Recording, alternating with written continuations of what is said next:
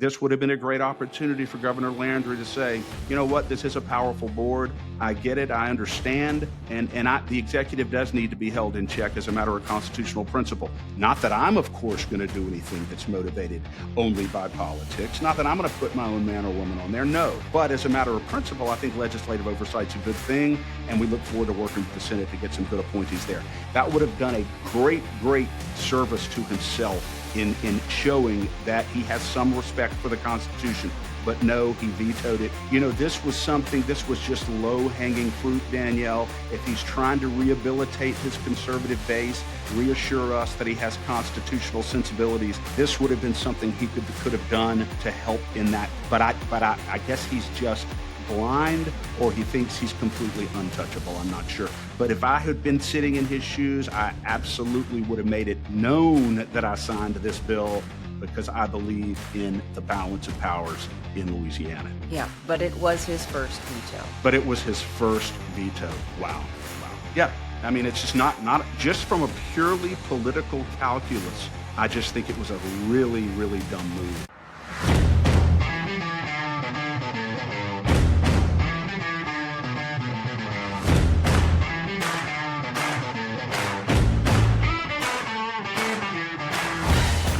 Thank you, ladies and gentlemen, for joining us once again on the State of Freedom. Well, good morning, everybody. Thank you for joining us on the State of Freedom. Danielle Walker and Chris Alexander here, your hosts. We hope that you are having a great day. We hope that you are trying to shake off some of what happened this legislative session. We have not shaken it off, and I'm not sure if we will, because this episode has a lot of fire in it. So we want to talk about the fact that there are some state politicians with an insatiable hunger and thirst for personal power. We also want to talk about their completely naked ignoring of the Constitution, particularly, you can correct me if I'm wrong, Chris, but Article 1, Section 1's free speech clause. Pretty primary there. So we got a lot of vim and vigor this morning. But we are so pleased that you're joining us. If you are catching this later, please know that you can catch us live every Tuesday and Thursday at 10 a.m. Central on Rumble, YouTube, X, and Facebook.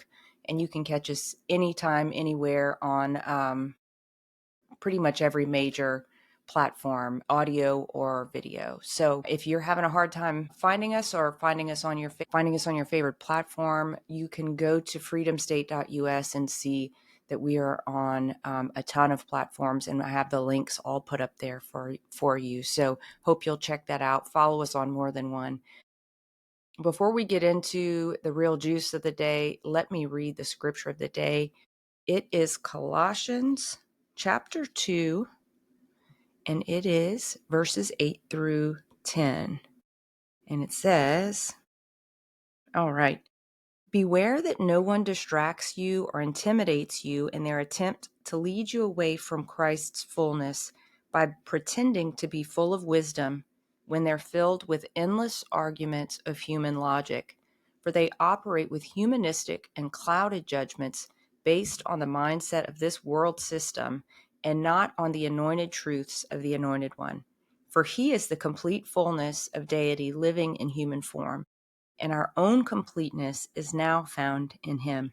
We're completely filled with God as Christ's fullness overflows within us. He is the head of every kingdom and authority in the universe. How encouraging is that? It's so easy to get caught up in the opinions of others, particularly when it comes to world events that are happening, politics, conflict, and war. But if we listen, and when we listen, we need to do so with ears of discernment. We know a lot of these people are paid handsomely to lie to us and throw us off course. We know a lot of these people just speak without any insight into what's really going on, into either the physical and definitely not the spiritual world.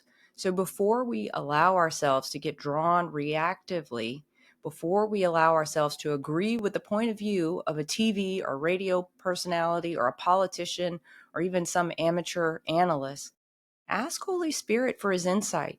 He is the source of all truth, and he leads us into all truth. And polar opinions seem to be making their mark right now. A huge world conflict is one of those flashpoints for polarizing viewpoints right now. And the choice between two sides is often a false one. You don't have to choose one side or the other. Choose the side of the Lord. Listen to his voice. You'll find it's the only one that won't stress you out. He's the God of peace, and we have access to his mind, his perspective, and his thoughts if he lives in us. So be encouraged. Don't let the TV stress you out, and don't let TV personalities or radio personalities tell you what to think. We have to make time for him, Danielle, to get what you just said. We have to make time for him, and that means being alone with the Lord. It's very difficult to do that. Was it Blaise Pascal who said, Danielle, that it never ceases to amaze me the inability of most men and women to be able to sit alone in a room completely by themselves. It's very, very difficult for most people to do that because we're so dependent upon being connected. But the only way we can get the fruits that you're talking about and be able to discern the will of God in the morass of chaos and dysfunction that we seem to see around us everywhere is by taking that time alone with God. The Spirit speaks silently and gently. The Spirit does not beat us over the head. Yeah, well said. Well said. Well, we have, there may be some individuals or some bills that we would like to see hit over. Well, there you go. Well, yeah, I'll be honest with you. You were mentioning something about a bat on the last show, Danielle, not in this context, but that's what came to my mind when you said bat. So, no, we will refrain from any kind of corporal punishment. The legislators can rest assured of that. We will. We will. But it doesn't mean that we're going to let them off the hook, because what never ceases to amaze me, Chris, is the more we dig into the bills, even after we thought we knew most of what was going on, we always can find some new dark web underneath it. And it's just, it's amazing. And we want to make sure that everyone who's listening is aware of those and is able to stand up and hold their elected officials to account for that. So we certainly intend to. Chris, maybe here at the top, just a reminder that in Louisiana, the governor has 10 days to sign or veto a bill after it's delivered to him if the legislature is still in session. And then after the legislature is out of session, the governor has 20 days to act. If the governor fails to sign or veto the bill within 20 days of having received the bill, it becomes law automatically. Correct. So we're kind of still in that window, and there is still some haziness, which I know surprises none of our listeners, as to when the governor receives a bill, because it's very clear when the legislature sends it to him. It is very unclear as to when he actually takes receipt of that, and that is not made public, which is insanely frustrating. And we've talked about that a couple of years ago. Exactly. I think Representative Amade was on the show, Danielle, and we talked about that little gray area there. So look, the bottom line is he's either going to sign, veto, or let him sit and become law. He can only do those three things, and he can't wait forever to do it. That's right. That's right. So let's get started. There are a number of bills that touch on free speech, elections, and the increase in the Secretary of State's power. So we will get into those now. The first one, y'all have heard us talk about quite a bit, House Bill 206. This was by Representative Michael Mellerin, and it was an attempt at a workaround of the law that would have allowed Cleo Fields to keep his congressional seat regardless of what the Supreme Court rules on the gerrymandered district. Would have done some other nasty things as well. But Chris, honesty prevailed on that one. Yeah, very, very much so. Very relieved about that. And it was the direct result of just a lot of citizen pushback on it. It got through, the House Committee, Governmental Affairs, Senate Governmental, House floor, Senate Governmental Affairs, and then over on the Senate floor, we were able to get an amendment put on that bill by Representative Seabaugh that specifically prohibits any consent agreements that will be allowed under HB 206 from being used to advance any redistricting plan or any kind of reapportionment. And that was the big concern that we had. So very, very thankful. And also in the bill, on the amendment, it was amended in the Senate to require the method by which these consent agreements are ratified by the legislature to be done in the same way that they would do it if they were passing a bill. So it can't be done remotely, can't be done in a streamlined way. So HB 206 will not serve Cleo Field's purpose in trying to give him a new congressional district once the United States Supreme Court vacates his current district, because it's a classic racial gerrymander, as Paul Hurd pointed out very clearly on our show. There's no question about that. So hopefully, Danielle, we will have something from the Supreme Court within the next week or two. It was projected to come out down late June. Here we are. Here we are, indeed. And I think it bears mentioning, Chris, there was a little bit of opposition in the House before the amendment, so that was good to see. I'll just name the people who voted against this bill in its original form, because that's worth noting, and that's Beryl Amade, Robbie Carter, Wilford Carter, Kathy Edmonston, Gabe Ferment, Jacob Landry, Danny McCormick, Rodney Shammerhorn, and Lauren Ventrella. And then over on the Senate, after the amendment by Senator Seabaugh, only Democrats voted against it. Yeah. So unanimous, I don't care about the bill one way or the other, except insofar as what it would have done if it had not been amended. But nonetheless, and so for that reason, I'm so glad you mentioned the names of the representatives who voted against it prior to its amendment. Yeah. They understood what was going on. They did. Those Republicans. And if they didn't understand exactly what was going on, they did smell the fish just like we did. Yeah. And Danielle, even before, quite frankly, the Cleo Fields issue came up on our radar screen, we just thought it was just a bad idea to do that, to be able to ratify unlawful election agreements, consent agreements through a streamlined process in the legislature. But again, I mean, the bottom line is what we wanted to include in it to make sure that it wasn't used in the way we thought it was going to be used got in there, and very thankful for that. And again, it was because of a lot of pushback from grassroots citizens and advocates on that bill. So hats off to all of the Louisiana grassroots advocates who did that call to action, who called the reps and the senators.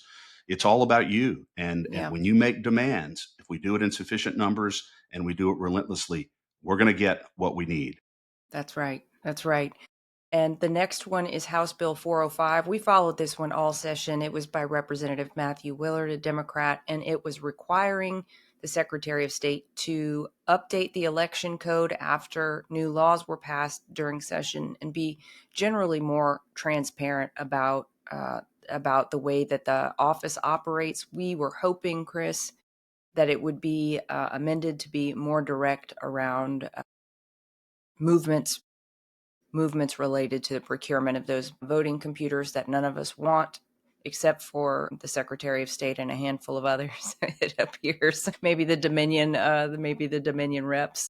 Exactly. So, yeah, I mean, it's a good bill insofar as it goes. It just requires the Secretary of State to post on our website any changes to the election code, the actual text of the new law, the digest of the new law, when it becomes effective, things like that. Very important.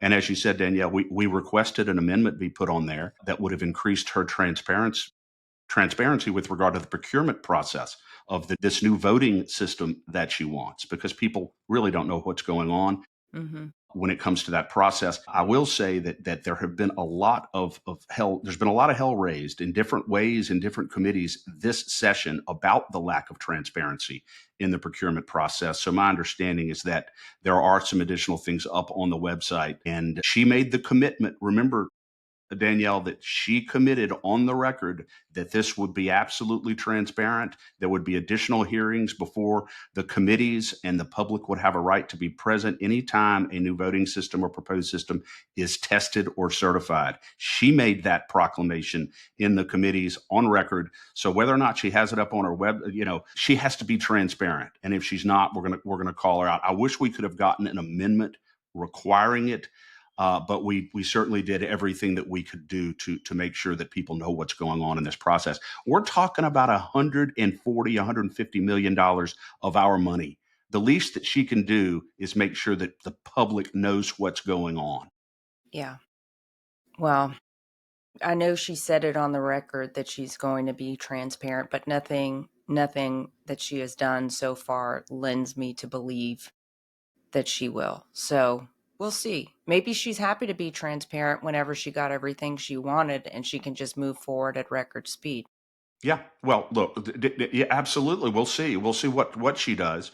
But if she can put up, on her on X and on Facebook, notices of judicial vacancies and deadlines to run for office, she can certainly do the same thing and have the same transparency when it comes to securing the most fundamental right we have, which is how we are going to be voting. That to me seems not like an unreasonable demand. Well, I'm sure our view and her view of reasonable is very different. All right. 100%. Next is House Bill 577, Darrell Desitel. This is the next one that gave Secretary of State Landry basically all she wanted with regard to procuring the machines. Do you want to talk about? You want to break this down for us, Chris? Sure. Just very briefly, this is the bill that converts the competitive open bidding process, procurement process, for the voting systems. It converts it to what's called an invitation to negotiate, which significantly increases her power and her flexibility with regard to what vendor or vendors she negotiates with. So she basically has the authority under this bill to negotiate with one vendor of her choosing, and go through the procurement process with that one vendor and not go through a competitive bid process. But this was the bill, Danielle, where she made such significant concessions in the Senate Governmental Affairs Committee in response to Senator Miguez's questions. And again, we've clipped a lot of those statements that she's made. And so, the bill passed, but we have committed that we opposed it. But she's made, again, very significant commitments, including not using foreign parts for any voting system, not using any manufacturer that's based in another country or foreign country. And so, if she lies about that and goes forward, it won't, it will be a direct violation of what she said on the record in committee. And we are absolutely going to hold her accountable. Yeah. Well, it's going to be a difficult needle to thread. And I'll also say that Louisiana politicians haven't had a hard time lying to the people's faces directly ever before. So it wouldn't be the first time. But right. I think it's really notable that this passed the House unanimously, and that is very concerning to me. And the only member of the entire legislature who had the courage to stand up against this was Senator Valerie Hodges. So massive kudos to you, Senator Hodges. Blake Miguez was absent for the vote. I know he gave Secretary of State Landry, as you said, a run for her money in the committee. So we appreciate that. Absolutely. Very much so. And Danielle, again, I'm not sure that the reps and the senators, I don't really know that they understood what the bill does. And I think many of them trust her. Even the ones who did know what the bill does, they trust her. We don't really trust her, and we have good reason not to trust her. So we don't want to give her more power. We want to increase transparency, and we want the bidding process to include any and all potential vendors, including, by the way, a secure hand-marked paper ballot system to be tested, certified, and looked at. That, as President Trump said, will cost 8% of what these computers and these machines will cost. But under this law, she's not under any obligation to include really any vendor in the process that she doesn't want. Sick. It's absolutely sick. The secret to losing weight 2 times faster has gone viral. See the transformations hundreds of thousands of people are experiencing around the world with the Slender Eyes drops. These homeopathic drops are proven to control appetite, support thyroid function, help balance the body's pH, improve energy, boost mood, and increase metabolic rate. I've heard firsthand testimonials from droppers in their 20s to droppers in their 80s who say that the Slender Eyes drops have completely revolutionized their lives. Try the drops today to see the results for yourself. To learn more about the Slenderized drops or other incredible natural wellness and lifestyle products, email me at info@freedomstate.us and put drops in the subject line, or visit the Shop Our Partners page at freedomstate.us. We also have links to those in the show notes. Thank you for supporting the State of Freedom. The next bill is one that we have referenced this session, but we haven't talked about. We never really dug into it until today, and that's House Bill 693 by Representative Mark Wright.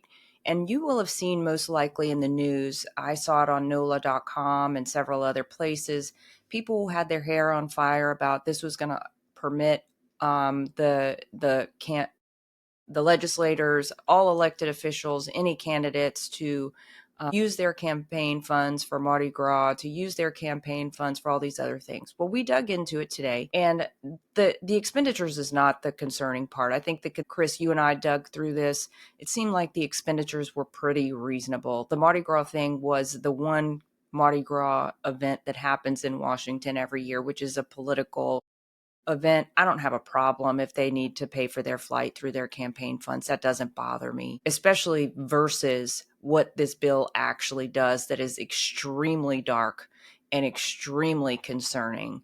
And that is, I feel like this was a little bit of a bait and switch. You know, the mainstream media on this, the local mainstream media, really fired things up about the personal expenditures when the real concerning thing never ever got mentioned in the news. And that's what we uncovered today, Chris specifically, which allows foreign nationals to donate to campaigns. So this explains a lot of the shenanigans and, frankly, the treachery that we saw this session with regard to trying to close the loophole of foreigners, to prohibit foreigners from donating to the election campaigns. Would you talk about this, Chris? Sure. This is an 85-page bill, Danielle, HB 692, is it? Oh, 692? 693. Yeah. 693. 85-page bill. The digest itself is 18 pages, and we're following 60, 80, 100 bills very closely during the legislature. And I skimmed through this during the session when it came out. And by and large, as you said, I don't think it's a bad bill. It's not a dangerous bill, except for one provision that is tucked down in it, which provides that foreign nationals, well, first of all, the bill prohibits foreign nationals from being able to donate to Louisiana campaigns, Louisiana ballot propositions, anything like that. They simply cannot do it. But excluded from the definition of foreign national is an individual who lives in another country and is a citizen of that country and is not connected in any way to the government of that country or to a political party in that country, and is not a citizen of a country that's a sworn foreign adversary. Okay, so with those exceptions, a foreign individual, foreign citizen, has the same rights to donate to Louisiana campaigns as you and I have. Because this law says that in order to be a foreign national, you have to be living in America, living in the United States, and you have to have been denied or you don't have permanent legal resident status in the United States.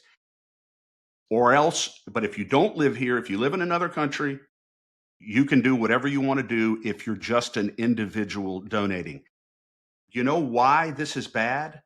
And now we know why HB 590, That's Danielle, right. was killed on the Senate floor, because Annie Spell's bill was categorical. No non-citizens at all can donate to any Louisiana campaign, any Louisiana candidate, any ballot proposition, nothing. And there were also very significant criminal penalties, up to 5 years in prison for doing so, if you do so. And of course, the provision that the recipient, the candidate, whoever got it, has to return the money. So there was a big wall in her bill with no exceptions regarding non-citizens donating to Louisiana campaigns or election or ballot propositions. And that one died on the floor. Meanwhile, this this bill by Mark Wright, 693, allows individuals who live in another country as long as it's not a country that's a sworn adversary of the United States, to donate to campaigns in the same way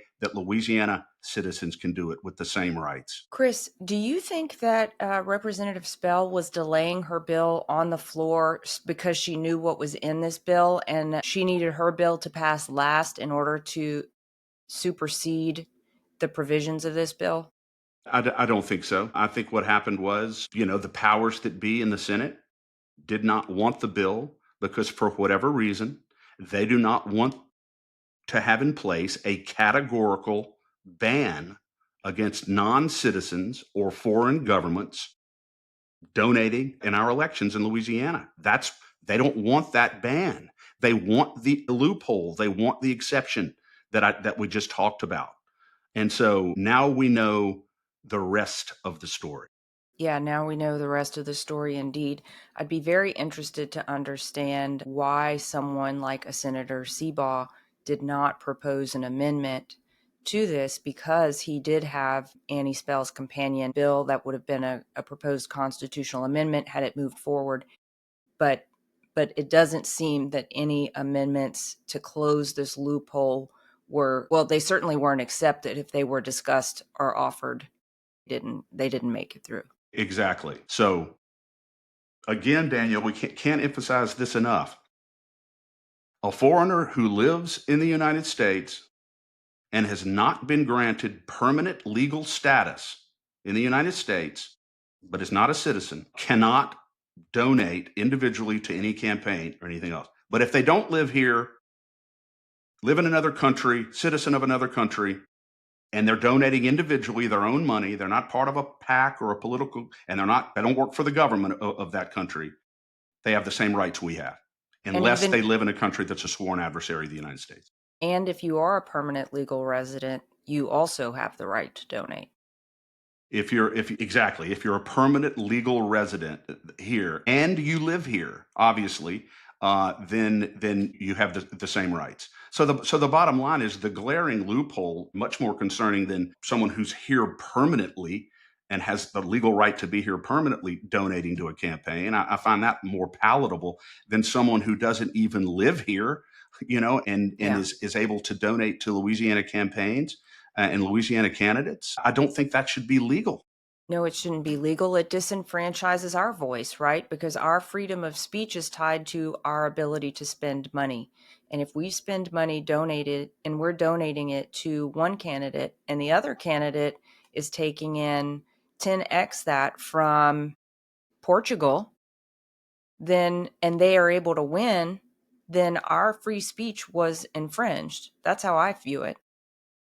Why should someone who doesn't live here, not a citizen of Louisiana, not a citizen of the United States, not subject to our laws, will not be living under the consequences or the results of whatever candidate wins the race or whatever ballot proposition passes or fails, has no bearing on them whatsoever. Why should they be able to have that kind of influence over our process? It doesn't. I couldn't agree with you more. I think it's wrong. I think it's unjust, and I think it's probably unconstitutional because it does dilute our voice in the democratic process, which is a core constitutional right we have.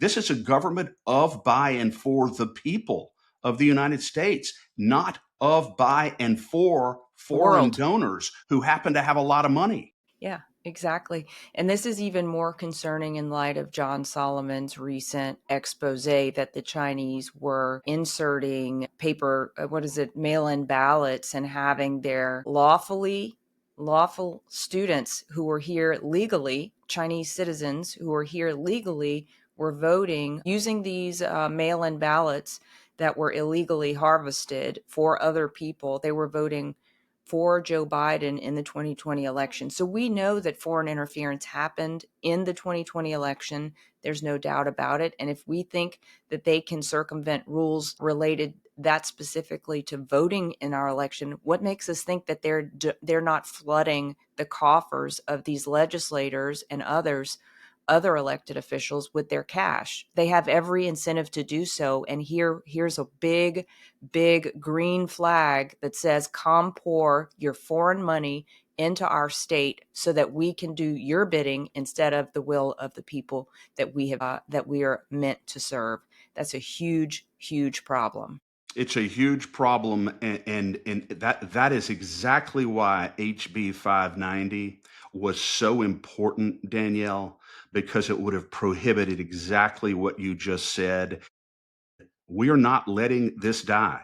HB 590 died on the Senate floor because of Cameron Henry and maybe because of Jeff Landry.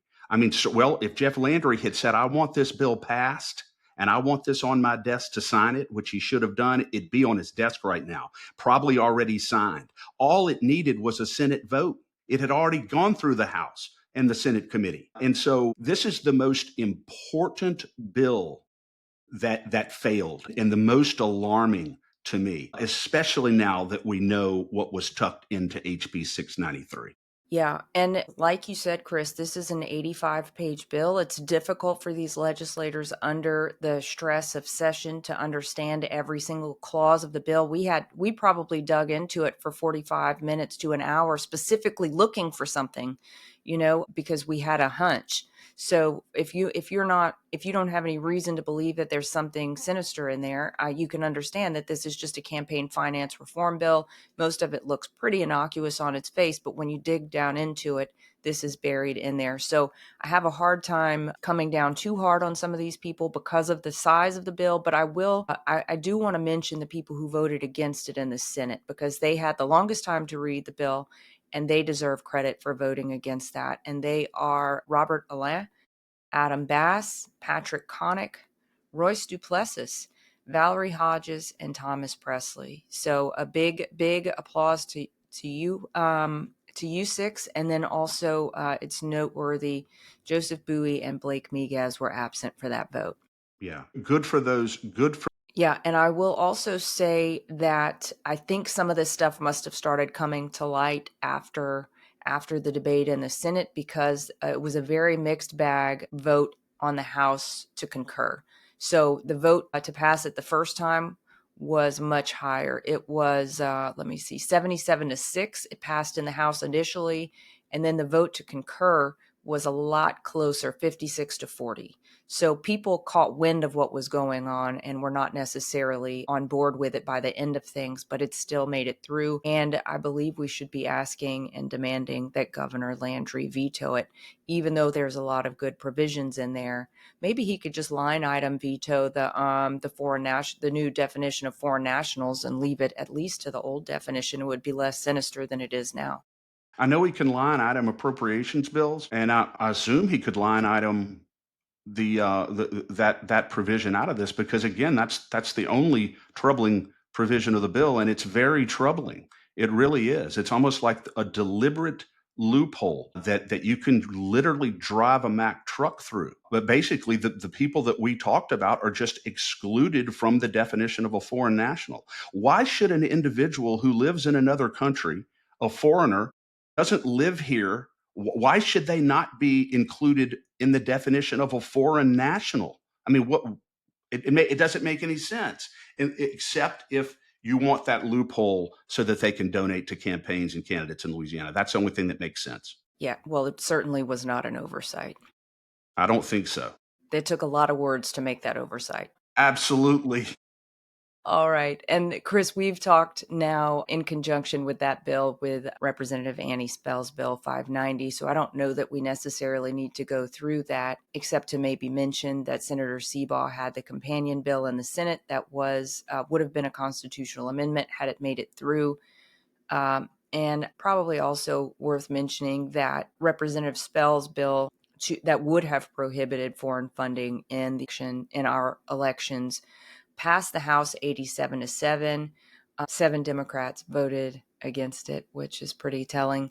And then it made it out of the Senate in Governmental Affairs. And like you said, it was never called up for a vote on the Senate floor, despite very strong advocacy in favor of it going. But now we know why.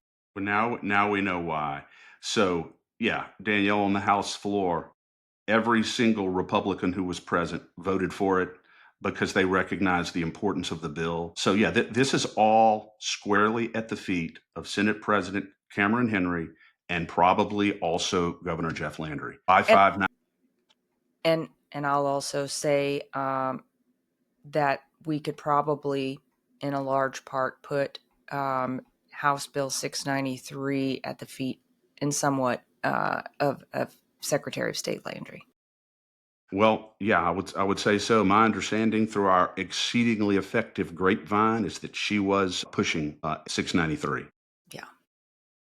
All right. And Chris hasn't given us instructions on how she's enforcing keeping illegal aliens out of our elections. So this all just kind of ties together in a nice web of nastiness. Yeah, absolutely. I'm just waiting every day with bated breath to see when she's going to start enforcing SB 436 to require people trying to register to vote to provide independent proof of American citizenship, which is the law in Louisiana now. And so we live in a state right now, at least in this respect, where the executive branch member, the Secretary of State, who is responsible for enforcing a very important provision of current law, is not enforcing it and apparently not being held in any way accountable for not enforcing it. Yeah. All right. Now that we've got all the warm and fuzzies out of the way, House Bill 592 by Representative Bo Boye. This was supposed to be a straightforward piece of legislation, Chris, but Chairman Klein-Peter tried to do some dirty dealing on this one to undermine our newly / partially closed primaries, not fully closed because of the tinkering last year of Senator John Kennedy. But this one he was doing to favor the work that he was doing here was ultimately with an end goal to favor Senator Bill Cassidy. So we know that the only time that Senator Bill Cassidy and Senator John Kennedy are involved in what's going on in Louisiana is whenever it relates to their specific chances of reelection. 100% right, Danielle. And we have to remember that because of Governor Landry and in significant part because of Senator Kennedy, we don't have a pure closed primary system in Louisiana right now. We had it when Julie Emerson's bill came out of the House in its original form a couple of years ago, because it specifically provided that only Republicans can vote in Republican primaries, only Democrats can vote in Democrat primaries. But because of Landry and Kennedy, that was expanded to allow no party or unaffiliated voters to vote in either Republican or Democrat primaries. And so we don't have a pure system. It's much better than we had. It's not a jungle primary. However, they wanted to take it a step further. And I'm not saying Senator Kennedy had anything to do with this, but I suspect Governor Landry did. This bill, HB 592, as you said, largely innocuous, but goes before Senate Governmental Affairs, and Caleb Klein-Peter offers an amendment to this bill that would eliminate the second Republican primary in the Republican closed primary system. Because right now, Cassidy will run against 5 or 6 Republicans probably in a first Republican primary. And then if he is in the top 2 in that first primary, he goes on a statewide ballot against the other top Republican finisher. And he's going to have a very difficult time against any Republican right now in Louisiana. So Caleb Klein-Peter brings an amendment to eliminate that second primary and allow Cassidy to basically win by a plurality against 5 or 6 Republicans. So you get 25% of the vote, 30%, which he should be able to command, and then go straight into a runoff, a general election against the Democrat, and avoid a second Republican primary. That's what this amendment would have done. It would have directly favored Bill Cassidy and greatly enhanced his chances of walking back into the U.S. Senate. Fortunately, Representative Boye, who was completely caught off guard by this amendment, was like, I'm not saying we can't do it this way, but this would affect other laws that are in place regarding the closed primary system that we passed a couple of years ago. So I think we need to keep it. He was very gracious about it. But so then Caleb Klein-Peter withdrew the amendment, and they had a colloquy and discussion about, working it out on the Senate floor. which led us to believe that Henry was going to give it another shot on the Senate floor and try to get this amendment back in there to benefit Cassidy. So that's when we went on red alert. That's when we started hammering the calls to action and letting everybody know about what's going on here. And if this amendment gets on this bill and is passed and signed by the governor, you're going to be looking at Senator Bill Cassidy's face for another 6 years in all likelihood. That motivated a lot of people. And ultimately, 592 passed on the Senate without this sinister amendment. It passed on the Senate floor. But that's what was going on there, Danielle. And I'll tell you that Cameron Henry did not do himself any favors, even in where he's from, in Jefferson Parish, which is not just a bastion of conservative voters over there, but they are not Bill Cassidy fans, I can promise you. And I don't think he did himself any favors by now going, being on record as having supporting an amendment like this and drafting it. Yeah. And the independent media was all over this. Our friend with Louisiana Standard, Nate Koenig, wrote a great article about it. I think it may have also made it to the Hayride. There were definitely several pieces that exposed what was going on with this. No question about it. A lot of people came together and said, I'm sorry, we may disagree on a lot of things, but this is absolutely, and it was so brazen, by the way it was initially brought in the committee. Here's what we're going to do. We're just going to eliminate the second Republican primary. And, that's what we're going to do. So let's just keep moving forward. And fortunately, like I said, there was a lot of pushback and it didn't happen. Bill Cassidy's not particularly happy about this, I can assure you. And Cameron Henry is absolutely not only probably unhappy, I think he's embarrassed. He should probably by this, and he should be, because I don't even know if Cameron Henry I don't know if he would have done this if he had not been put up to it, if he had not been asked to do it. I know he went to a Cassidy fundraiser, may have hosted one. I think he's going to probably vote for Cassidy, but he's got to be smarter than this. I guarantee you there has to be some pressure that was put on him to do this. Maybe not, but I would imagine. Well, I'll tell you what, Chris, anyone who is supporting Cassidy at that level is not MAGA. And that's just a fact. I mean, no one who remembers anything about Bill Cassidy has forgotten his vote to impeach. So it's really tells you the state of affairs in Louisiana when the president of our Senate is someone who would support someone like that. I'm telling you, it's massively important. And by the way, Danielle, we're at about 115, 120,000 views on LACAG's Facebook page of that, 10-second clip from Cassidy. I voted to convict President Trump because he's guilty. Let me tell you what, those are words that will live in infamy, no question about it, and will probably spell the demise of Senator Cassidy's political career. And do you know, Danielle, I know we're digressing a bit here, but do you know that he is yet to come out and express any remorse, any apology, any regret whatsoever about that vote? I know. And we also know that he is very busy doing his level best anyway, to undermine HHS Secretary RFK Jr. because of the way he insinuated himself into the business of HHS. So if things are not moving as fast as you would like on the Make America Healthy Again front, you can most likely point back to Senator Bill Cassidy to thank for that.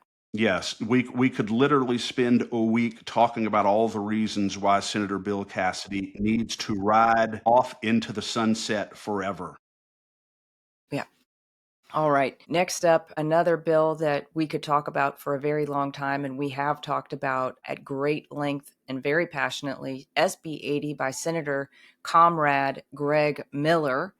This is his bill that he carried for Secretary of State Nancy Landry, saying that only bona fide journalists could participate in exit polling subject to her approval. And obviously, this is a huge censorship bill. This is offensive to the First Amendment.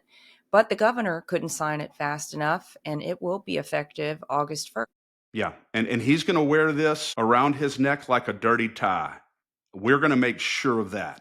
He is going to wear this and he is going to own this because it is just obnoxious to the Constitution, grossly unfair to Louisiana citizens. And every time people think about Jeff Landry and SB 80 and Greg Miller and SB 80. They need to immediately... And Nancy Landry and SB 80. And Nancy Landry and SB 80. They need immediately to understand this bill and these, Nancy Landry, Greg Miller, and Jeff Landry, they, by pushing and signing this bill, have afforded more basic constitutional rights to CNN and to MSNBC than they do ordinary, regular Louisiana citizens who've lived here their whole lives, who have sweat here, bled here, cried here, paid their taxes families here. paid taxes here.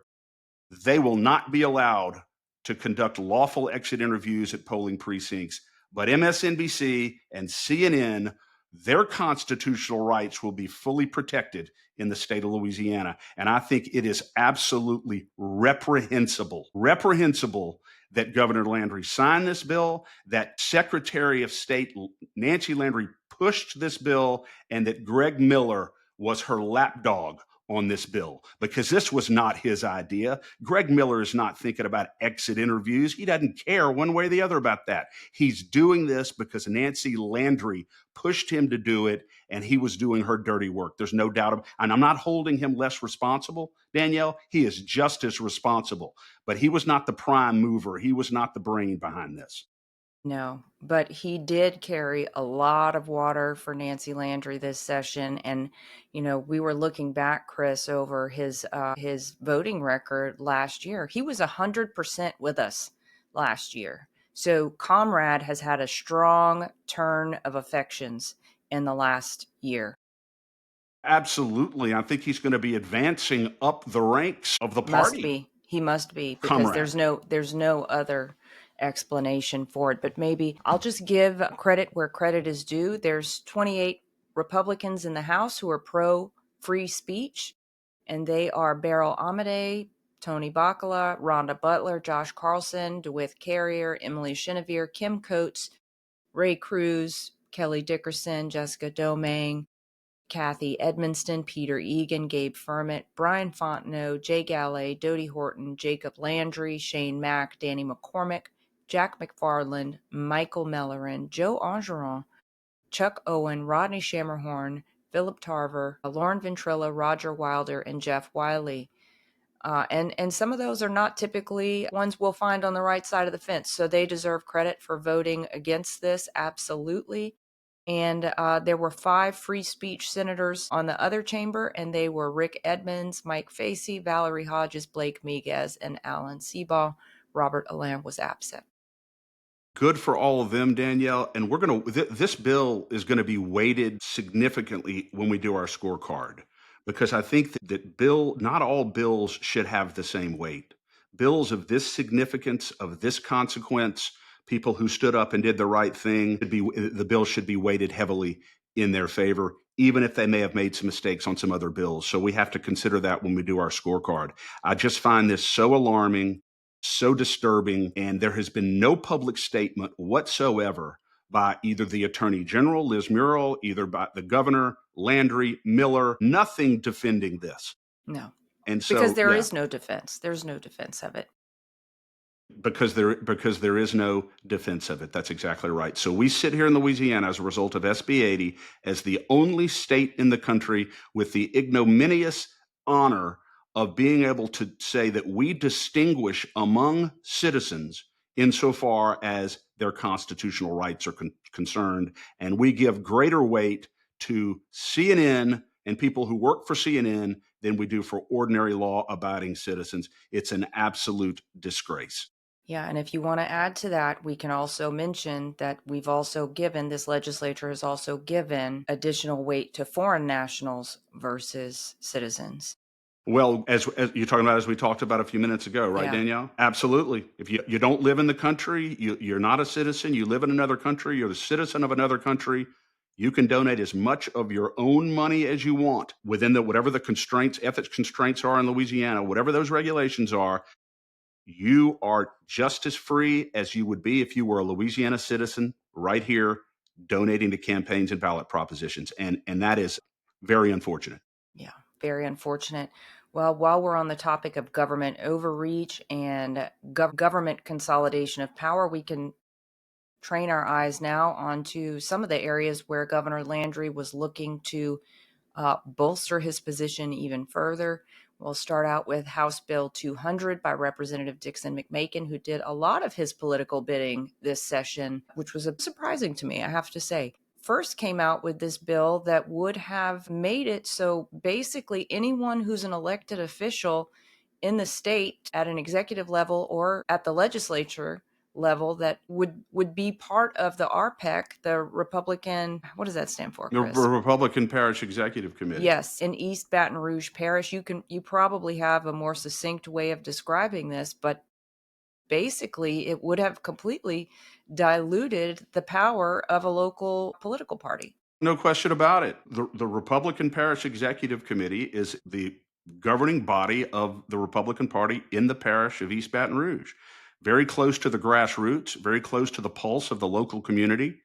Dixon McMakin's bill would have provided for automatic appointment to the local parish executive committee in East Baton Rouge Parish of any representative from any district in East Baton Rouge Parish, any state senator, and any statewide official who was domiciled in Baton Rouge, any statewide official. You're talking about Bill Cassidy. If this bill had passed and been signed, Bill Cassidy would be an automatic member of the local Republican Parish Executive Committee in Baton Rouge.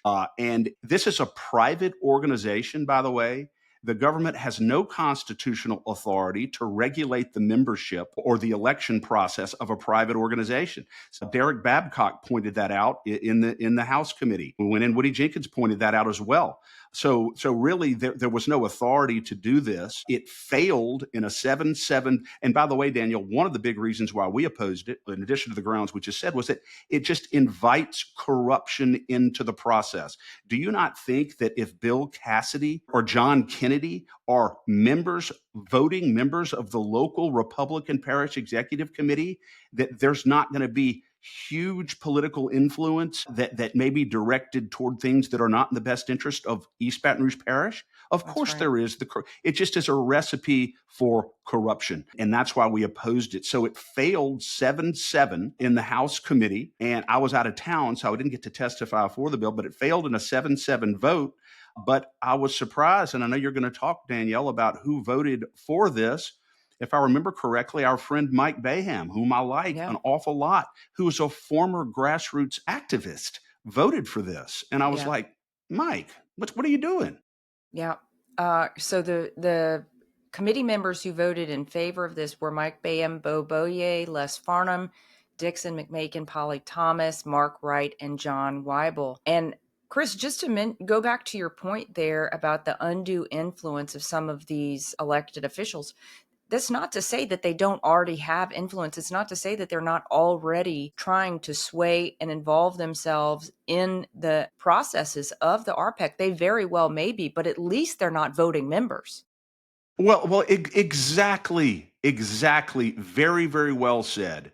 And so I sent Dixon McMakin a message and said, Dixon, this is a terrible bill. I think you should pull this bill. Not a good idea. If you want to run for the local RPEC, run for the RPEC and win the seat. That's right.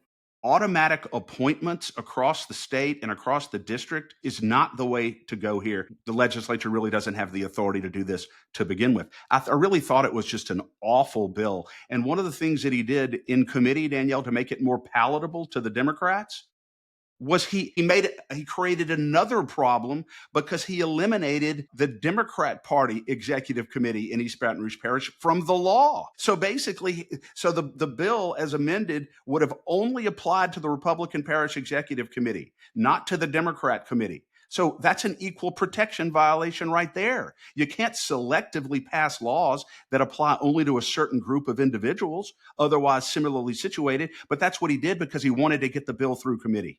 Yeah. And so he just created another problem. But anyway, I think this is up there toward the top of my least favorite bills. As a matter of fact, when I spoke to Dixon, and I've said this publicly, I said, this bill is the functional equivalent of a very bad movie that otherwise good actor hopes a lot of people forget. And I think that Dixon will look back on this bill that way. Well, he did try and get it revoted because it failed 7, so you can bring it back for a revote. in that case, but it got removed from the calendar and it never got voted on again in the committee. So that one thankfully Yeah. died. Yeah. Well, I think honestly, in moments of honest reflection, I think that Dixon is going to have to come to the realization that this was a stupid thing to do. Well, whether he does or doesn't, it didn't move forward, and I'm thankful for that. The next bill is House Bill 364 by Representative Darrell Desitel. This would have been a constitutional amendment, or a proposed constitutional amendment, should it have made it through the process, that would have increased the membership of the Public Service Commission, giving 2 seats to the governor to make appointments. Yeah, and Representative Deschatel pulled it back. I don't even know if this ever got a vote, Danielle. Yeah. I think he voluntarily deferred it before it ever got the first vote. That's right. Because I believe that he understood that there is no possible way that the likelihood of this getting even through the House to be voted on, to put it on a statewide ballot, I think would have been hard in light of the current political climate. Yeah. And the unpopularity of our governor. But even if it had gotten to a statewide ballot for the people, there's no possible way that Louisiana citizens are going to look at a ballot and say, do you approve amending the Constitution to allow 2 additional members to the Louisiana Public Service Commission, both of whom will be appointed by the governor? What percentage of voters do you think would have approved that in light of the current perception of our governor? I would say 15%, maybe 20%, maybe. I think they understood the appetite's not there. But you know why this is revealing, Danielle? It's revealing because it shows where their agenda is, where their motive is, what they're trying to accomplish. This was an effort to increase legislatively and constitutionally the governor's power. And I think the only reason why it was pulled back was because they realized this thing is going to be dead in the water when it goes to the people. And there probably will be major backlash that it's even on a statewide ballot. So I think they recognized this and pulled it back. But yeah. Yeah. What's remarkable to me about this is the public service commissioners are elected by the people.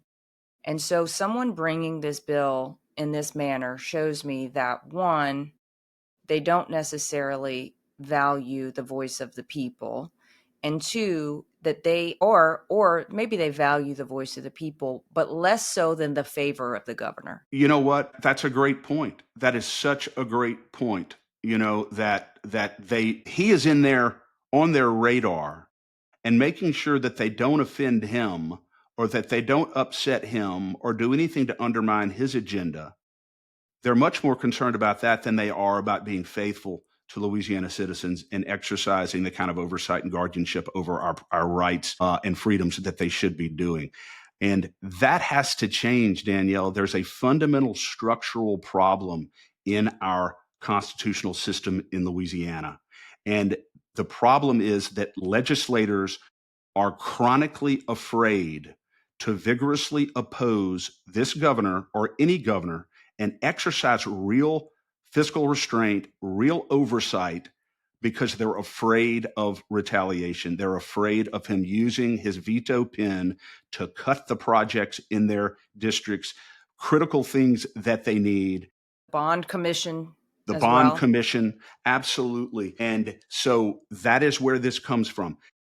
In an ideal world, and quite frankly, it really should be that way, they should be more courageous. They should do the right thing, even if it does mean that projects in their district get cut, because that's what they're there to do. That's But they right. shouldn't have to choose between the two. That's right. And that's the problem. And Yeah. so that has to change. And, you know, Chuck Owen said, Danielle, that one of the ways to get rid of this is to eliminate the line item veto altogether. You know, I have feelings on both sides about that, but that's clearly a problem when it comes to causing these legislators to be so impotent in standing up to the governor. Yeah, it does. And it has created a universe of perverse incentives, right? People have their priorities out of whack because the stick of the governor is so heavy. Absolutely. And it cuts both ways. I don't think that any governor should have the power just to overrule constitutionally, legislatively appropriated funds just because just because he disagrees with a vote on an unrelated matter or an unrelated bill. I just think that's completely unfair, and it's a big part of the reason why our government is so dysfunctional. Yeah, I agree with you. I think the veto, the line item veto in the hands of a person who really wants to right size the budget would be one thing, but someone who is using it for political maneuvering and punishment or otherwise it's been destructive. Absolutely. If everyone who served in office were men and women of principle, then it would be a wonderful thing, but they're not. And so therein lies the problem. Yeah. All right, next up, House Bill 603. This is also by Representative Dixon McMakin.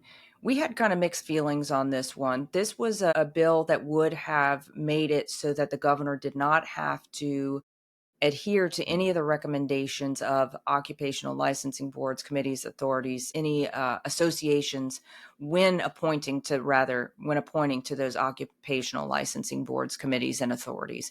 And on the one hand, we don't believe that those associations are necessarily have the best interest of the people at heart at all times.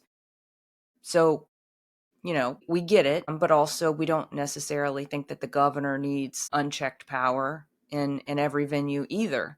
So I think we could see both arguments, both sides of this argument. I don't know that I'm necessarily holding votes for this against people for that reason, but the fact that something like this would be brought is pretty telling. Yeah, no question about it, Danielle, and I agree with you. You said it so well, 100%, that there's corruption on both sides. No matter who's choosing these appointees, there's always going to be political motives behind it. Usually, corruption is walking very closely therein. So, if there's any criticism about this bill, the legislature, if they want to do this, the legislature should have crafted specific objective standards and criteria by which these trade associations choose their nominees and prohibited them from choosing based on this. That would have probably been the best way to address this, to impose upon them certain very specific constraints with regard to the criteria that they use to choose these nominees to send to the governor. But I don't think putting all of the power in his hands is the right answer, and maybe my view on this is colored a bit by the fact that I have grown so skeptical of his ability to use power wisely and objectively. And I've see him time and time again trying to increase his own power. So maybe if it was a different governor, I might have a different view. But I just as a matter of principle, I oppose, and I think you do, any legislation that would result in a greater concentration of power in the hands of our governor. And that's where we stand on it. Not that the trade associations don't have their own share of corruption, but if they wanted to pass a bill to address this issue, the way I just said it, they should have done it. They should have had specific legislation that directs their criteria. Yeah, and you can call me cynical, but I think the only reason this bill failed is because groups like Lobby and other lobbying organizations, I don't know if it was Lobby specifically, I'm just using their name as an example, are the ones who both have a scorecard for these legislators on how they vote, and they donate to their campaign, and they're the ones who put forward nominations. So there's definitely vested interests on both sides of this bill, and I don't think that can go without being said. Yeah, exactly. So neither here nor there. 603. It'll be interesting to see, I guess, if it's brought back in different form next year. We'll Yeah. see. It will be. John says in the chat, eventually you will have a different governor. Well, God willing. Well, hopefully, John, sooner rather than later. We shall see. We shall see. All right. Next up, Senate Bill 89 by Senator Joseph Bowie. This bill, it's kind of exhausting, to be honest with you. He was bringing a very simple, straightforward bill that would have required the Board of Commissioners of the Port of New Orleans, a very powerful board, to be confirmed by the Senate. Just use their traditional oversight Chris, this may already be provided for in the Constitution as it is. It may be, but I don't believe that's the reason why. I don't think that's the basis for the veto. No, I don't think so either. No, it may be. And what does it hurt? You can codify in statutory law constitutional provisions. And there was absolutely nothing wrong with the bill. There was not one Republican who voted against this bill in either house. There was not one person. Yeah, not one person. Not one person, exactly. 99-0, 39-0. And all it says is, Governor Landry, okay, you can continue to make the appointments to this powerful board, Port of Orleans, but we're going to require Senate approval and oversight, ratification of your appointments. That's it. And I guarantee you that Senator Bowie probably had an experience there that maybe alarmed him about a process whereby someone got on that board and he wants to exercise oversight. It's a perfectly appropriate legislative function. We've been screaming about legislative oversight every opportunity we get. This would have been a great opportunity for Governor Landry to say, you know what, this is a powerful board. I get it. I understand. And the executive does need to be held in check as a matter of constitutional principle. Not that I'm, of course, going to do anything that's motivated only by politics. Not that I'm going to put my own man or woman on there. No.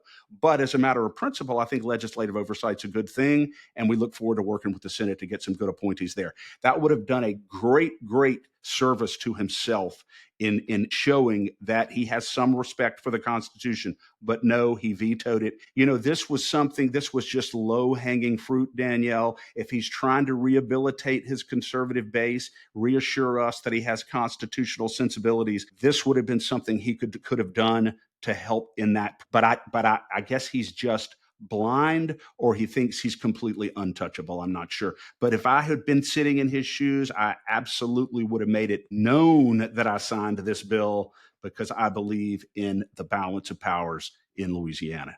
Yeah, but it was his first veto. Wow. Yeah.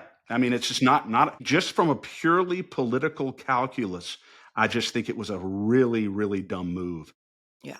Yeah. And John in the chat clarified his previous comment saying that the next governor might be even worse. So that's always a possibility. I pray that it won't happen. Let's hope not, John. Yeah. All right. Next up, on the continuing theme of consolidation of gubernatorial power, Senate Bill 214 by Senator Royce Duplessis. He was trying to make the Commissioner of Insurance a governor-appointed position instead of a statewide election. This made it out of the Senate and Governmental Affairs Committee, but it never managed to make it to the floor for a vote because of vigorous opposition from the grassroots. Absolutely. We had a very strong call to action on this. Hundreds and hundreds of emails and calls went to the Senate. Yeah, you're right, Danielle. This would have made the Commissioner of Insurance a position appointed by the governor. Why the Commissioner of Insurance, by the way? Did they just put a bunch of offices in a hat and they just pulled out the Commissioner of Insurance? Why not any other position? Why not the Secretary of State? Why the Commissioner of Insurance? But the point is, we don't believe that any of those positions should be appointed. They should all be subject to statewide vote. And fortunately, 214 died on the vine in the Senate, never got called, right? Correct. All right. Well, let's move on to an adjacent topic, I guess, matters that would involve the Constitution. The first one is House Bill 471 by Representative Kathy Edmonston. This was a proposed constitutional amendment that would have changed the process for amending the Constitution. She drafted this bill in response to over the treachery of March 29th's proposed constitutional amendment that we so vigorously and strongly and loudly and continually opposed. And that would have been proposed constitutional amendment number 2, which failed miserably and was a huge embarrassment to both the legislature and the governor. Her bill, Chris, would have made it so that there was just a single object brought for a vote, right? Exactly. And you're exactly right, Danielle. This was brought on the heels of the debacle of Constitutional Amendment 2 that failed so miserably. 66% of Louisiana citizens voted against it because nobody knew what it said. Nobody had any clue what was actually in the bill. There were multiple issues on the ballot, most of which were either misleading in terms of what they represented or just downright false. And people were angry and misinformed about that. And this constitutional amendment by Representative Edmiston would have required that any constitutional amendment presented to the people focus only on one object, on one issue. And if you want to do another constitutional amendment later, do it. But you can't have multiple objects, multiple unrelated issues on the same ballot trying to amend multiple constitutional provisions. You just can't do it. Kathy Edmiston, we talked to her about this, and she ended up pulling the bill back, Danielle, because she said, after speaking to Julie Emerson and a lot of other legislators, I don't think we're going to have any problem in the future about this occurring again. And if it looks like it may, then I'll bring the bill back again. But it looks like they've been beaten back so bad, maybe we don't need the bill. And I said, well, I understand, your thoughts on it. It'd be nice to bring it anyway. Yeah. And get it, get it passed. But, Kathy Edmiston is of the opinion that we're not going to have this kind of calamity occur again in the state. So, but I think she needs to bring it next year. I think she does too, and I'll ask her about it tonight. This is just a short commercial, but tonight there will be a meeting, like a legislative readout with Representative Kathy Edmiston, Representative Beryl Amade, Senator Mike Facey, and Chris will all be on the panel, and I'll be moderating that panel. It's We the People Bayou community. If you are interested in attending, you can do that by going to wtpbayou.org. Look at our events calendar. You'll see it right there. You can reserve a seat. They have the time and location information there, but it's at 6:30 tonight in Houma. So anyone who's interested in joining us, come and you can have your questions asked and answered just in person this evening. It'll be a great meeting. Any idea whether this will be live streamed? Yeah, it should be on Facebook Live as well. Good. Yeah. I'm excited to share a fantastic opportunity for State of Freedom listeners who are interested in investing in precious metals or even starting a home-based business in the precious metals industry. Metal Stacks is a precious metals collectors club where you can buy your metals at the best prices on the market, actual dealer cost. They are beating the big sites. They have no credit card fees and no minimums. If you're just interested in purchasing metals at a great price, visit metalstacks.com/dwalker. Get to shopping. That helps me out. I get the commission. You can also refer people to Metal Stacks for an additional income. If you're interested in learning about the referral business aspect of Metal Stacks, email me directly at danielle@freedomstate.us for more information.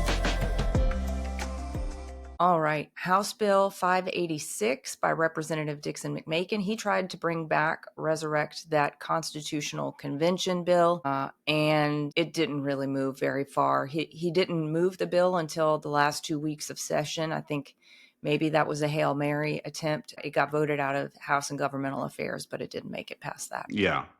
And Danielle, you and I have talked about the issue regarding the constitutional conventions. If we know that the citizens are going to have primary control over the process, we're a government of, by, and for the people. If we understand how these delegates are going to be chosen and what the actual objective of the convention is or objectives are, then I would be all for a constitutional convention as a matter of principle. I think it would be a good thing because, as you've said, there are a lot of things that need to be purged from our Constitution that don't belong there. And there are a number of things that should be further solidified in the Constitution that go to our fundamental freedoms and rights. So, yeah, but until we know what that process is going to be, I would much rather, and I'd feel much safer with them simply submitting amendment by amendment through the legislature to go to the people that they can make a vote on, if that's how we have to do it. Yeah, and I'll go a step further than that, Chris. I agree with you in principle, but I will be extremely opposed, passionately opposed, incessantly and continually opposed to a constitutional convention until I am convinced that our elections are corrected, until our elections are fixed and we know that the legislators who are there with our best interests at heart, that the delegates who are there have to listen to us, and that the voice of the people at the end of the day, when the new constitution is submitted to the people for a vote, that we can trust the outcome of that vote. If and until that happens, I will oppose a constitutional convention at every single turn. Yeah. Until you're convinced that our electoral process actually results in real accountability when people vote and is a true and accurate reflection of the collective will of a Correct. majority of voters. That's And right. until that occurs and you're convinced of that, then you're going to be opposed to any kind of constitutional convention. Very strongly opposed. I think Immovably that's fair. opposed.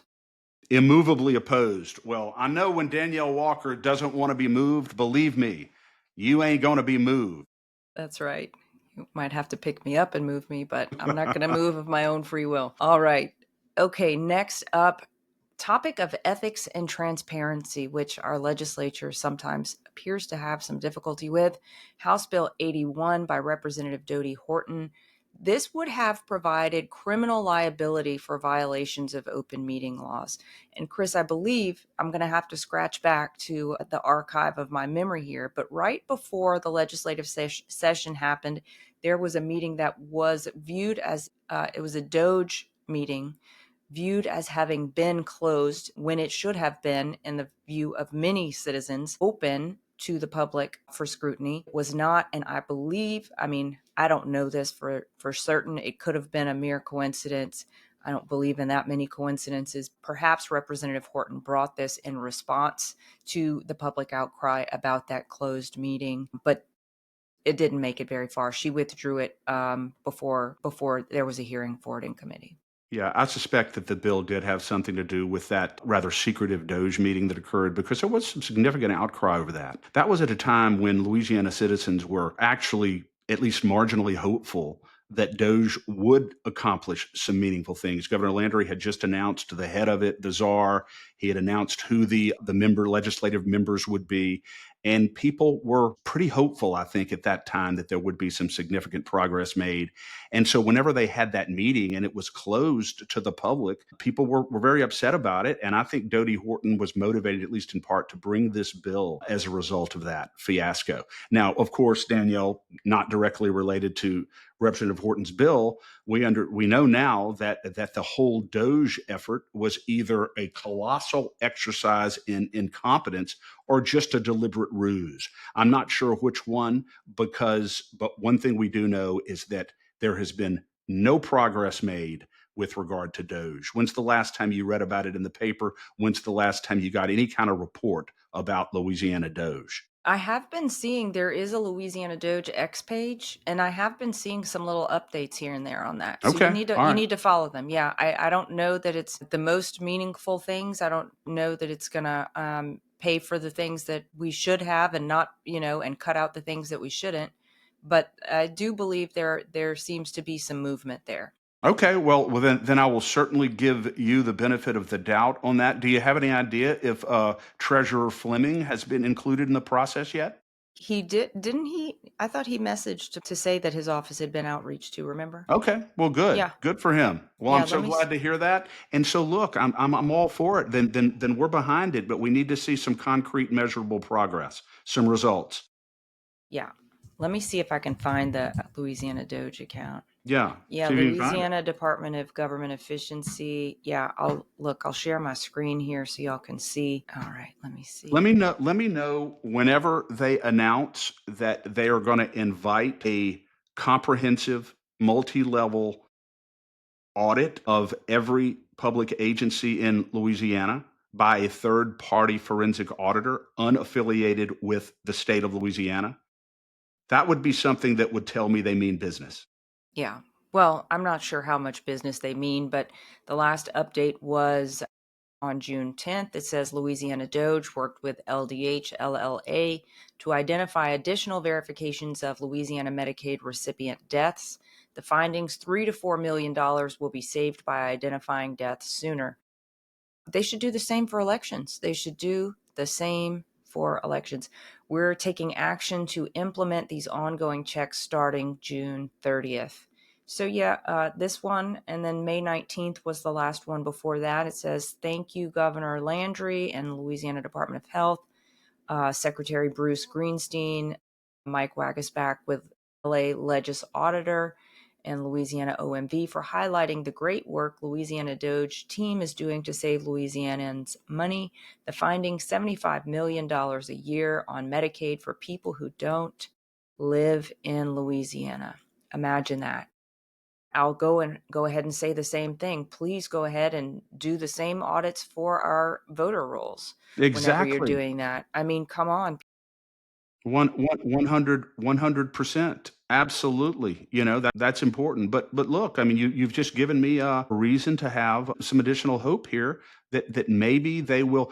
But I just don't see how, Danielle, you're going to be able to go forward and really do what's necessary without a thorough and complete forensic audit of every agency in our state in terms of how the money's being spent, where it's going. I'm not talking about the fox guarding the hen house. I'm not talking about people who work for the agencies. I'm not talking about self-regulating. I'm talking about someone like Elon Musk or someone associated with him or someone similarly situated to come in here that's got no hat in the ring in this state at all, nothing to gain or lose, and objectively auditing our spending in every state agency in Louisiana. And I think we have to have it.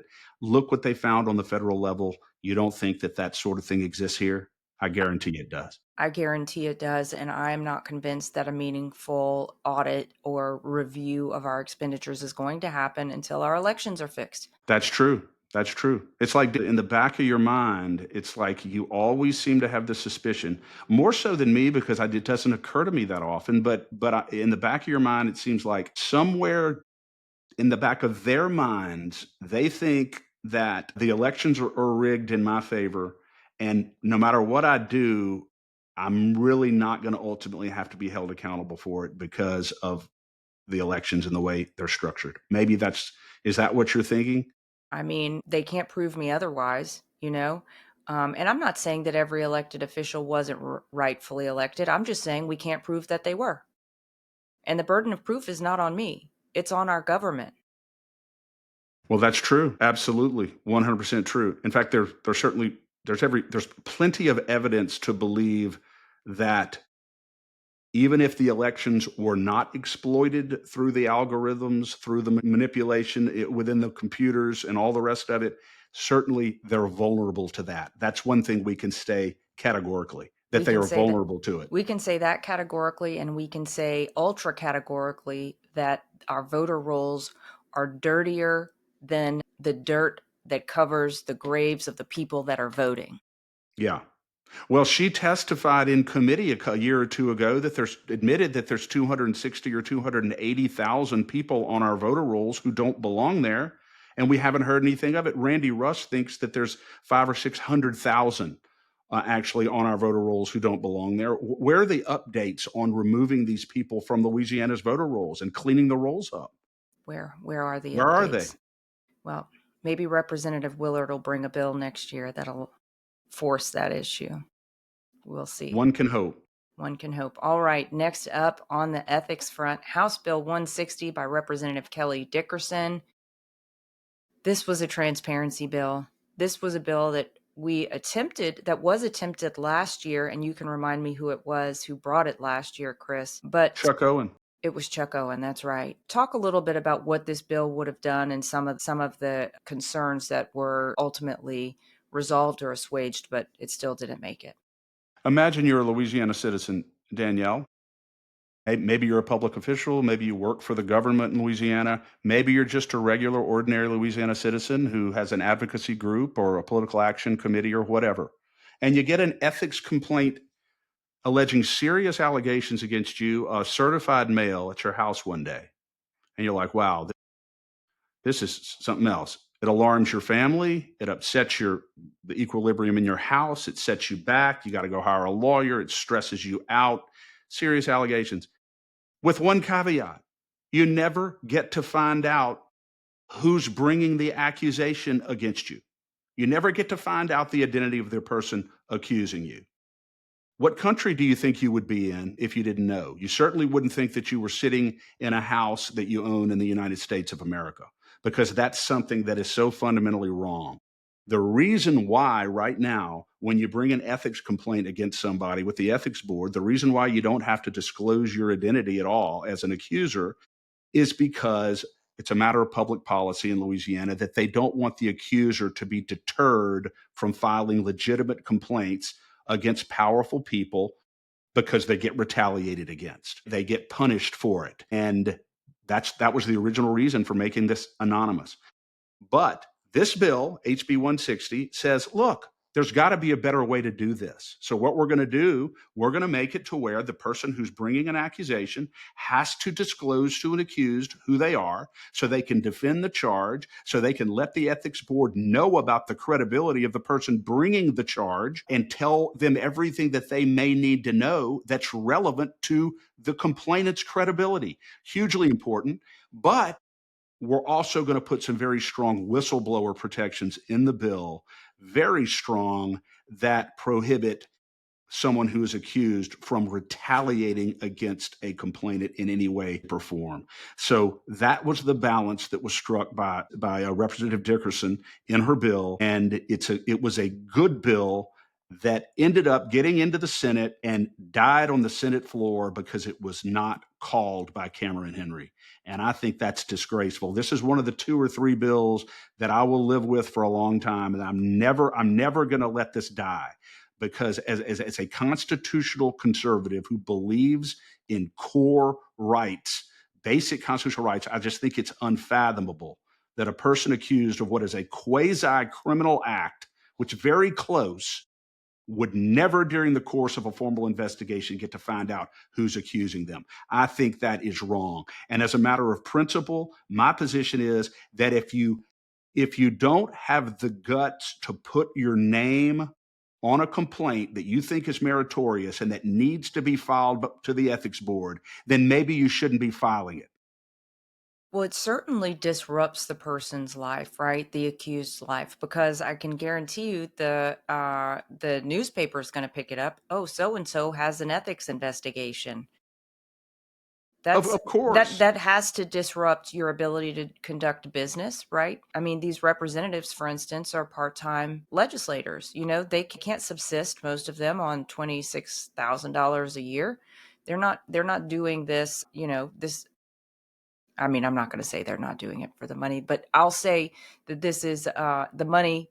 The salary is certainly not what's going to cover them for the year. They have to have a job. Many of them have to have jobs if they're not retired or something else. So many of them are business owners. And wouldn't you, if you started hearing that so-and-so may be an unethical person, maybe you would take your business elsewhere. Maybe you don't want to be associated with them. Well, if they can't even defend themselves properly, that's putting them in a pretty defenseless position. Absolutely. There's no question about it. It does. But, this bill about Representative Dickerson was born out of her own personal, really a heartbreaking experience that she had, because she had this exact same thing happen to her. And ultimately, she was able to show that it was completely meritless, in part because she was able to provide information to the ethics board about the credibility of this idiot that filed this complaint against her. And so it was just so that was the reason why the bill was brought. I want to remind the listeners, Danielle, and I know that, don't get mad at me for doing this, but you're going to say it anyway. This is yet another reason why I believe Senator Greg Miller has to go. Senator Greg Miller should no longer be serving in the state Senate in Louisiana. And this is one of the reasons, because he was one of the ones who voted against this bill in the Senate committee. He and Mike Reese, if I'm not mistaken. And his whole basis was this will have a chilling effect on people bringing ethics complaints. That was it. And so sorry, but Senator Miller, I'm not going to be forgetting about this vote. No, Comrade Miller continues his shenanigans. I'll mention also, Chris, it passed the House 88-7.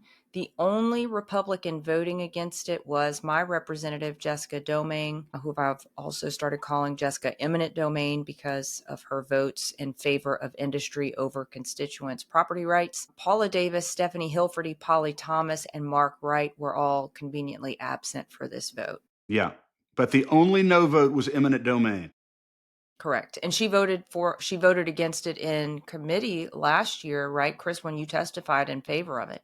Yeah, yeah. And recall that we had an exchange with her, and the reason why she said she was voting against it in committee was because she didn't like me. Is that is that the kind of statesman that you want serving on a powerful committee in the state legislature, who's going to base her decisions on how she votes on a critical piece of legislation on whether she likes somebody who's advocating for it or not? I mean, that to me, I was like, are you really saying this? Yeah, well, there you go. She hasn't said, by the way, she has not crossed me one single time this session anywhere. And I've been in front of committees she's been on multiple times. So I think she understands that, she's not going to be crossing swords with us. She's going to vote the wrong way, of course. She will vote the wrong way. You can count on that. Okay. House Bill 216 by Representative Stephen Jackson. This bill did have a little bit of contention around it. This was to broadcast and record all meetings of the Board of Ethics. I guess there were some fair objections about privacy for certain matters that would be discussed, but it passed the House 87-13 and the Senate 34-1. Yeah. And I think the Republicans who voted against it, in fairness to them, Danielle, there's language in the bill that excludes from public broadcasting and public disclosure any matters that are handled in executive session by definition, and investigations before the conclusion about whether to bring formal charges have been reached. So both of those things would be exempt from the requirement of broadcasting. I think there were some Republicans who didn't think that went far enough, and they had some privacy concerns. I'm frankly leaning, you and I have supported the bill, leaning pretty heavily in favor of transparency, particularly in light of the provisions that do make those exceptions. So I think it's a good bill. And by the way, Danielle, Representative Jackson, speaking of bills that were born organically, this was born out of his own experience with the ethics board. Really? Representative Jackson has had a very, very contentious relationship with the Louisiana Ethics Board going back years, and has said publicly some very, very disparaging things about the ethics board because he feels like the way they treated him was not right. And, it's a public record. You can go back and find the articles and so forth, but he has had a very difficult time with the ethics board. And what did he do? He just didn't sit there. He brought a bill that will at least ostensibly bring greater transparency to the ethics board. So good for him. Good for Representative Jackson. Yep, and maybe we can count on him to bring Representative Dickerson's bill next year. And maybe so. And you know what? He would be the one to do it, I bet, wouldn't he? Yeah. Awesome. Well, the last bill to round out our session today is Senate Bill 229 by Senator Blake Miguez. This is one we haven't talked about this session, but I think given the context of today's conversation, it is worth mentioning and worth highlighting. This bill would have provided, it would have been called the Louisiana First Transparency, Investing, and Reporting Act of 2025 had it passed. The bill was going to require registration of foreign agents at the state level, the reporting of gifts, and would have required the Board of Regents to inspect and audit its institutions. It would have prohibited the state or political subdivisions from purchasing, acquiring, leasing, or accepting as a gift or loan any drone or computer hardware from China. This would have gone a long way to protect our state. This would have gone a long way to protect the funds of our state, the integrity of our political officials, the integrity of our elections. Unfortunately, it was voluntarily deferred in the Senate Commerce Committee. I don't think we've gotten any word from Senator Miguez on the how the objections to that shaped up. I haven't seen anything come across from him yet, Chris. Not yet. We have a message out to him about it, and maybe there's an explanation for it, but it certainly seemed like a clean bill, Danielle, and one that really had some teeth in it. Yeah, it would have made some sweeping, highly ethical changes to the way our state is run. No question about it. Yeah, and next time we come on, hopefully we'll have some information about that bill we could talk about. Yeah, perfect. Well, that rounds us out for today. Next week, we have the remaining two wrap-up episodes. Let me see what they're about, Chris. I already there's so many bills. Let me see what's on the docket. So our next one will be we're going to cover the topics of state sovereignty, illegal immigrants, budget reform, DEI and merit-based hiring, and criminal justice. That will be on Tuesday. And then on Thursday, we will cover the remainder of the topics, which include health freedom, MAHA, parental rights, abortion, personal liberties, DOTD, insurance rates, and tort reform. And that should round us out unless we come up with something else. Are you sure that's enough, Danielle? Are you sure that's enough? Yeah. I think that's enough. Yeah. Yeah. We always start out thinking we can do this in 2 episodes and then it mushrooms. So we'll have 4, and we'll be meeting you back here at 10 o'clock on Tuesday to continue this conversation.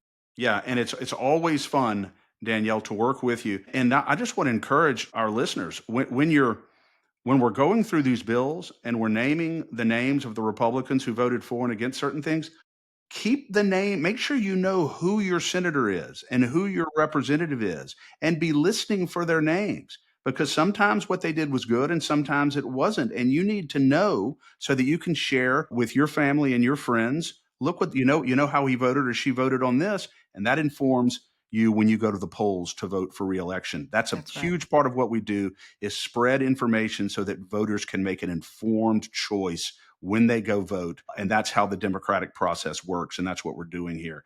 That's also, right. Danielle, you agree? Yeah, I agree. And apologies for running over you, but I want to pick up on that and just remind the listeners that if there are any groups in your area that are interested in drilling down a little bit more on how your local representatives or senators voted, reach out to us. We'd be happy to come and talk to you. It's so important to get this information out. This is exactly how Chris and I met, because he came to Homa and was telling how our local representatives, specifically Tanner McGee at that time, how his self-reporting and his voting was very divergent.